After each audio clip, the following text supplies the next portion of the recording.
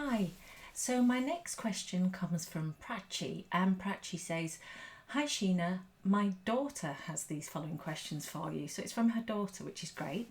How would you get your child to improve on their maths and verbal reasoning? Is there a type of book for vocabulary? How many hours should your child be doing every day? Do you recommend any practice papers for maths and verbal reasoning? So, hi there, Prachi. Thanks. To answer your first question, which was how to improve maths and verbal reasoning, I would just say practice, practice, practice. With maths, make sure that all the basics are really sound. So, times tables, fractions, decimals, percentages, all those things, and numerical reasoning, so word problems.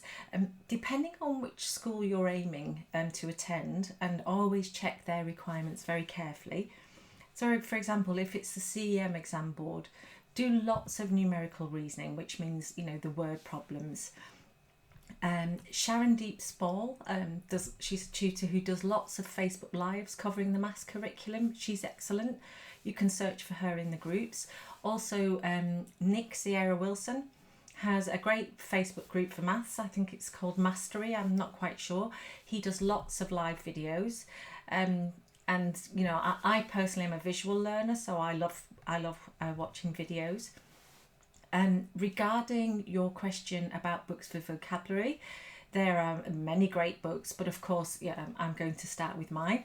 I supported both my children through the 11 plus process, and my daughter was an avid reader, so vocabulary came much more naturally to her. But unfortunately, my son was and still is an incredibly reluctant reader. So I wrote my first vocabulary novel for him, and it does have a lot of tricky vocabulary, and it was vocab that we came across during our studies with both my children, which was over quite a long period. The challenging vocab is in bold in the text, and it has a correlating footnote which leads you to the bottom of the page, where the word is then defined in child-friendly, contextualised language. There's hundreds of synonyms and antonyms as well. And the novels have supporting workbooks, which I wrote in collaboration with the wonderful Lucy Spencer and Brooke McClure from Education Boutique. Brooke did most of the heavy lifting. And also there's a lovely little revision notebook where there are hundreds of tailor-made spaces so that your child can write and record their word choices with synonyms and antonyms and their own special sentences. And each of the notebooks comes with a bonus 1,000 word list for the 11 plus at the back. So you can either record your own words or you can learn from those as well. And in fact, the notebooks are the two workbooks are there just behind me, above my other shoulder. The workbook is identifiable by the green triangle in the corner, and the notebook has the orange triangle in the corner. And this is the first novel, Tangled Time, and the second novel is called Race for the Gold. The workbooks for Race for the Gold will be available in about a week's time. A lovely little synonyms and antonyms book that I like was Christine Draper's book. That's the blue book. I think it has a parrot on the front of it. You can't miss it. And for vocabulary, do the 5 a day. Choose 5 words and bring them into your sentences daily, over and over. So change the context and make sure that your child understands them, because talking in context is the best way to learn vocabulary. I think I said in the last video, but just in case you didn't see it, write the words down on a piece of paper. Take them with you everywhere you go. When I used to walk the dog, I'd look at the words, and then Jude would make up a sentence and I'd make up a sentence. And like I said before as well, when I taught Jude the words veto and sanction, I would say that if he was rude, then his Xbox would be vetoed. And that was very much in context for him. He identified immediately what it meant, and I doubt if he'd ever forget it. And you can start this little game from year 3 with easier words, but make sure you do it every day, because vocabulary does take the longest time to build, and I think it's the most confusing. And also with maths and verbal reasoning, if you know the strategies, you can apply them on the day. But if you get into that test on the day and you've just never seen a word and you don't understand a word, and it's in odd ones out, then you can be a little bit scuppered. But with vocabulary as well on that test, always remember to eliminate the words that you're sure are not the right answer. So your question, how many hours of study? Well, that's a very difficult question to answer, and it depends on many variables. So where are you in your journey? If you start in year 3, I'd just work on things that the child does at school. So times tables, the 4 operations in maths, and lots of reading. And don't mention the 11 plus. I mean, those things are really important for the 11 plus, but don't ram it down your child's throat. They don't need to know in year 3.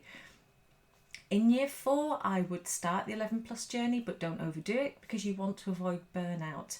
So if you do too much at this stage, you might find that your child loses interest even more quickly than they might do anyway. And I truly believe that most children will lose interest at some point. You've got a gift if you've got a child who gets up in the morning and says, "Mum, where's my CGP book? I want to study for my 11 plus." We had tantrums, tears, and lots of persuasion.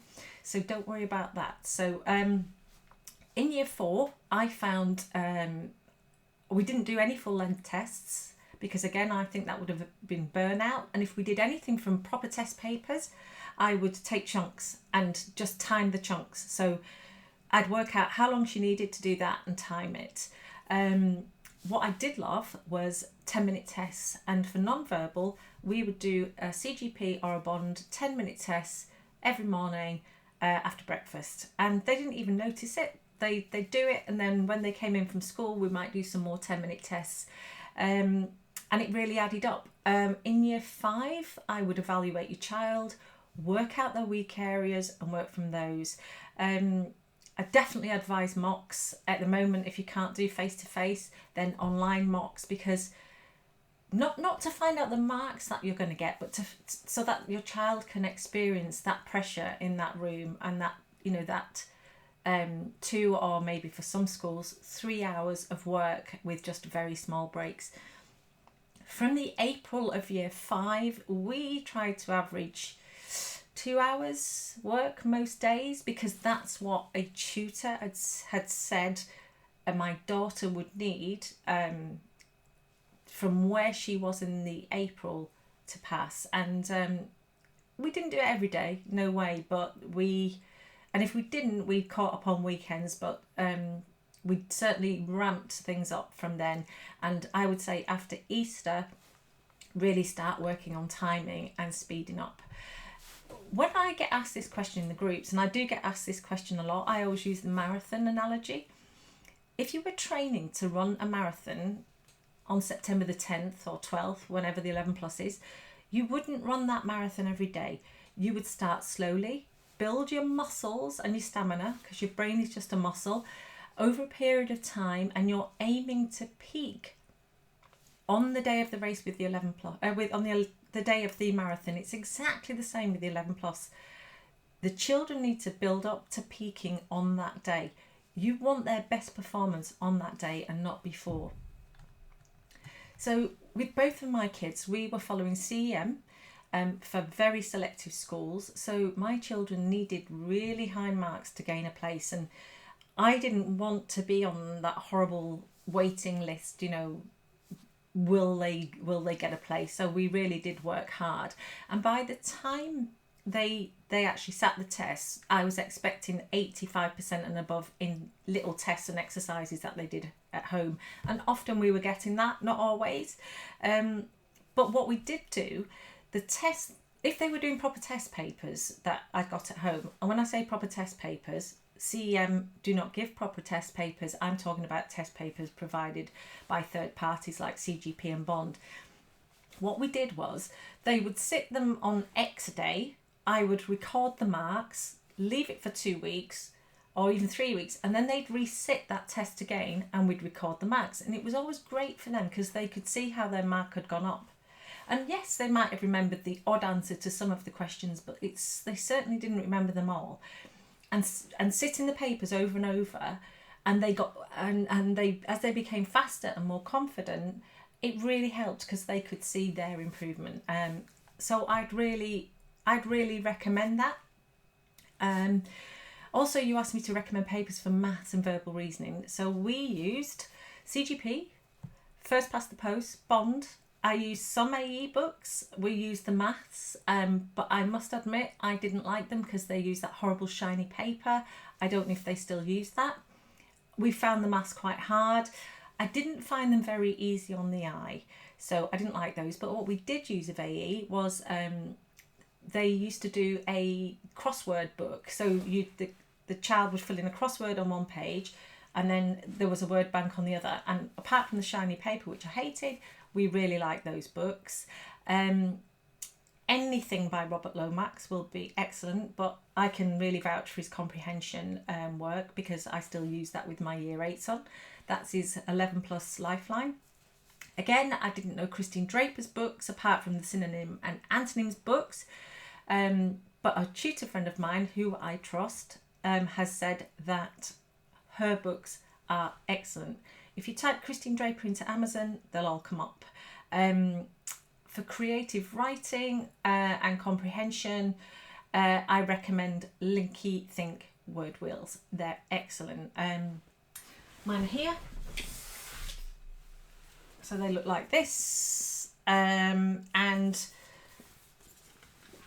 they have elementary and advanced depending on age. There are 10 sheets and you open them up, you won't be able to see it properly there, but they give so much for creative writing. So they'll give you seasons and weather, formal phrases, verbs, adjectives, openers. My Year 8 boy uses these for English because he hates English, so it really helps him. And that's Linky Thinks, Alexander Rosenberg, excellent teacher. Anything by Education Boutique, also another company that I really highly trust. So I hope that helps your daughter Shilpi, and I'll move on to the next question shortly. Thanks for sending it in, it's really cool.